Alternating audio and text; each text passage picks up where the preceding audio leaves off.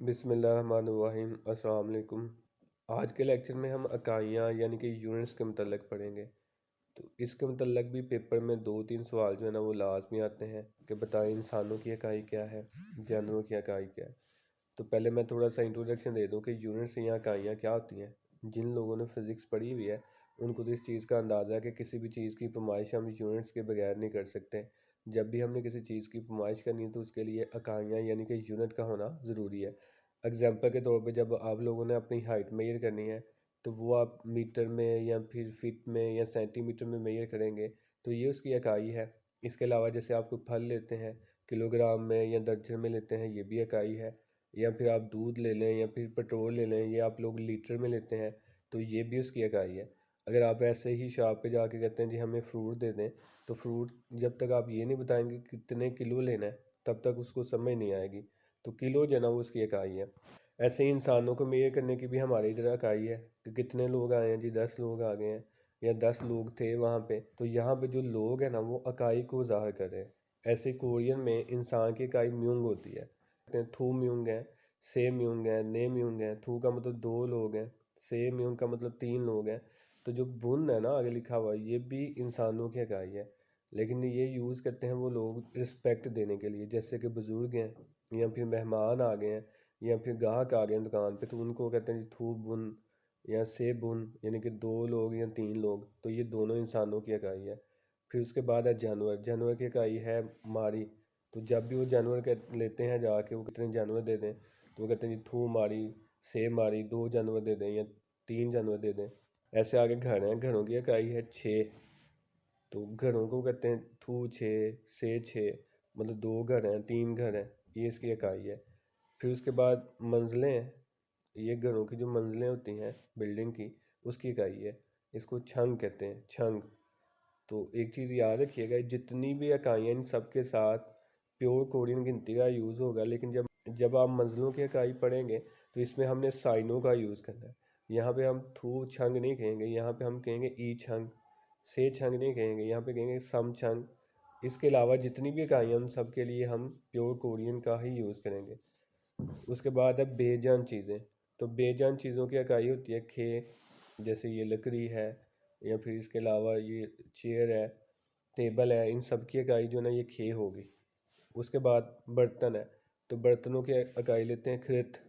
जैसे हम कहते हैं कितने यहाँ पे बर्तन पड़े हुए हैं, तो वो लोग कहते हैं खृत, तो खृत, से खृत। खृत जो है ना, अब ये बर्तन की इकाई है यहाँ पे। खृत के बाद आगे है कपड़े। कपड़ों की इकाई है फुल। कपड़ों की इकाई वो लोग लेते हैं फुल। उसके बाद है फूल या गुच्छे। ये जितनी जितनी भी चीज़ें गुच्छों की शक्ल में होंगी, जैसे अंगूर की मैं बात कर रहा हूँ, या फूलों को हम गुलदस्ते की शक्ल में बना लें, इन सब की इकाई सोंगी होगी। उसके बाद है बोतल। तो बोतल की इकाई होती है फ्यूंग। जैसे हम लोग यहाँ पे कहते हैं जी 3 बोतलें पी हैं, 4 हैं, तो कहते हैं से फ्यूंग, ने फ्यूंग, 3 बोतलें या फिर 4 बोतलें। तो ऐसे ही आगे कप है। तो कप की इकाई है छन। छन कप को कहते हैं। जैसे वो कहते हैं जी हमने 2 कप चाय पी है, थू छन, 3 कप पी है, ने छन। तो कप में जब भी आप कोई चीज़ पियेंगे, चाहे वो दूध है, चाहे वो पानी है लिक्विड फॉर्म की, चाहे वो शराब है, तो इसको वो छन ही कहेंगे। थू छन, ने छंग, से छंग, इस तरह वो पढ़ते हैं। उसके बाद कागज़ है। तो कागज़ की इकाई होती है छंग।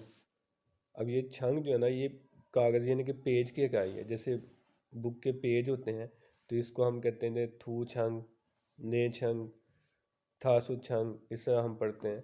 यानी कि इतने पेज हैं इस बुक के अंदर, उनकी इकाई जो ना वो छंग है। उसके बाद जोड़े हैं। तो जोड़ों की इकाई होती है ख्योले। ख्योले जितने भी जोड़े हैं, जैसे जुराबों के जोड़े हैं या इसके अलावा जूतों के जोड़े हैं। डिब्बे, छोटे डिब्बे होते हैं जो, इनका यूनिट होता है खप।